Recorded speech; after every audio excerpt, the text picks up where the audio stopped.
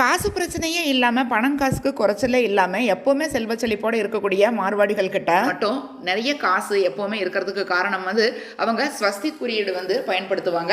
வியாபாரம் செய்கிற இடங்கள்லையும் சரி, அவங்க வீடுகள்லையும் சரி, ஸ்வஸ்தி குறியீடு அவங்க பயன்படுத்தி இருப்பாங்க.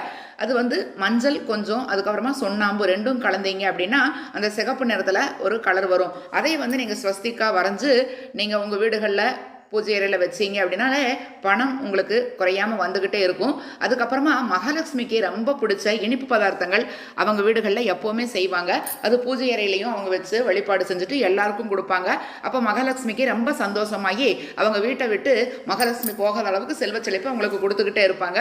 அதுக்கப்புறமா மகாலட்சுமி மூலியமாக நம்மளுக்கு கிடைக்கக்கூடிய காசு பணம் இது எல்லாத்தையுமே அவங்க ஒரு சின்ன தட்டத்தில் சிகப்பு நிற துணி போட்டு பூஜையில் வச்சு மகாலட்சுமி தேவியாக நினச்சி அந்த பணத்தையும் காசையும் நகைகளையும் வச்சு வழிபாடு செய்வாங்க.